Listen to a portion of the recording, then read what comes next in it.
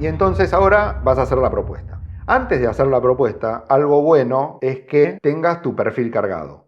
Tal vez si tenés el perfil con video, te puede dar un plus porque no hay muchos que tengan su perfil con video.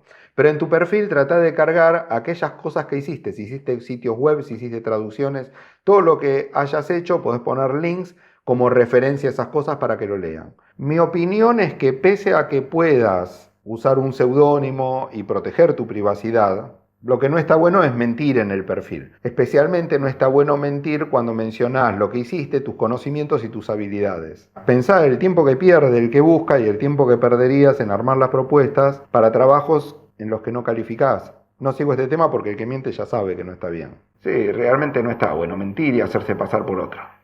Algo que me resulta interesante es que por más que esté en Upwork el perfil, está bueno ponerle abajo de la propuesta el link a tu perfil de Upwork. Tal vez le podés poner también el link a tu perfil de LinkedIn o a cualquier otra cosa que hayas hecho que tenga que ver con el trabajo específico que estás presentando. Entonces ahora tenés que hacer una propuesta que va a ser una carta libre a la persona. Te recomiendo para hablar de vos que le envíes el link a tu biografía en la Wikipedia. ¿Cómo que no tenés biografía en la Wikipedia? Si no tenés biografía en la Wikipedia, eso muy posiblemente quiera decir que hay mucha gente que no le interesa tu biografía, así como hay mucha gente que no le interesa mi biografía.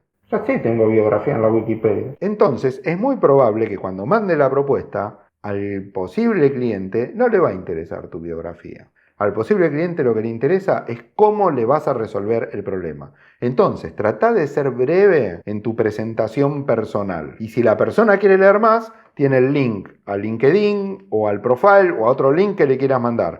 Pero en la propuesta, sé breve.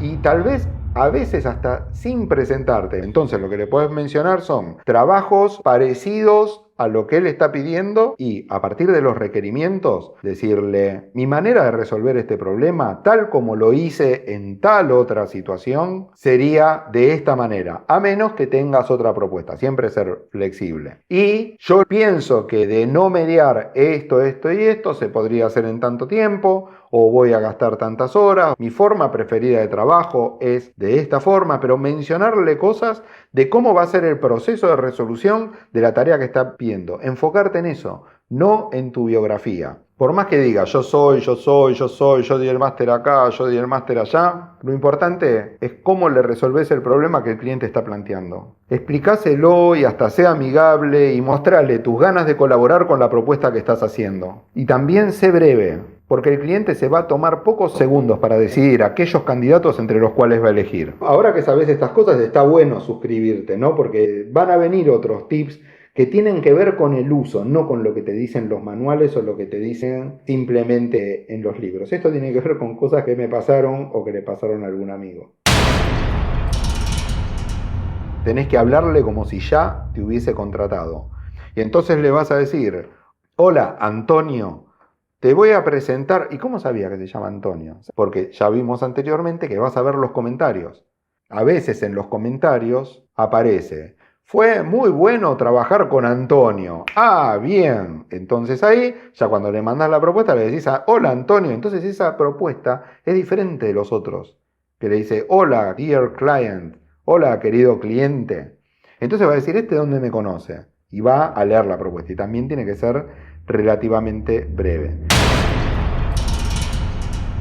A veces te piden un plan de trabajo, cómo van a ser las entregas, que vayas especificando. Voy a entregar esto la primera semana, la segunda, la tercera. Y los requerimientos que te dan no son lo suficientemente específicos como para llegar a una conclusión certera de lo que vas a hacer. Entonces, fíjate de presentar una propuesta flexible. Puedes decir, etapa 1, 2 y 3, semana 1, 2 y 3, voy a tardar tantas horas, poner unas cosas generales y después al final de la propuesta decir, pero necesito tener reuniones para tener más detalles para poder hacer una propuesta definitiva. Una frase que a mí me gustaba usar mucho es que si me dan requerimientos fijos, puedo hacer un presupuesto fijo. Si me dan requerimientos generales, fijamos estas partes concretas y después pensamos en las adicionales. Pero siempre tener en cuenta que después puede haber una negociación. Siempre tratar de mandar algo preciso, pero también no ser tan determinante para no dejar margen y no terminar aceptando cosas que no fueron explícitas y que cada uno asumía. Trata de fijar un scope, un alcance, para delimitar el presupuesto que estás presentando y que no haya cualquier malentendido, cualquier cosa que el otro dio por obvia. Definí también lo que queda fuera, lo que no vas a hacer. Es otra forma de establecer el alcance. Algunos se retraen con el tema del inglés, pero la realidad es que en muchos casos, muchos de los clientes que eligen trabajar con Upwork están acostumbrados a chatear, mandar mails y una comunicación asincrónica, más que a tener una comunicación por audio o videoconferencia. Podés mencionar tus formas de comunicación preferida cuando haces la propuesta. Y hasta es mejor esa comunicación escrita, porque si en el futuro ocurre algún conflicto, Upwork puede interceder. Por eso, si no te llevas tan bien con el inglés, o sea, si sabés inglés, pero no te sentís lo suficientemente capacitado como para hablarlo cotidianamente, no te preocupes, porque muchos de los clientes prefieren también chatear. Y muchos de los clientes, por más que hagan su pedido en inglés, hablan otros idiomas. Para más adelante estoy preparando otro video con un conjunto de herramientas de supervivencia en inglés. Herramientas que nos ayudan con la pronunciación, con el listening, con traducir, con poder dar un trabajo profesional, teniendo ciertas limitaciones con el idioma. Si todo va bien, algunas de esas propuestas que hiciste van a solicitar entrevistarte. Y estos son algunos de los tips, muchos de los cuales a mí me dieron resultados. Y contame en los comentarios de cualquier trabajo que hayas conseguido en Upwork o en otra plataforma. Hay otras también muy interesantes, pero realmente es un camino que se puede hacer. Requiere un expertise, requiere calcular bien, requiere tener expectativas certeras y especialmente agregar valor con lo que uno hace para los demás. Espero que te haya beneficiado esta información y no dejes de suscribirte para no perderte los próximos episodios de Yo No Sé Tampoco.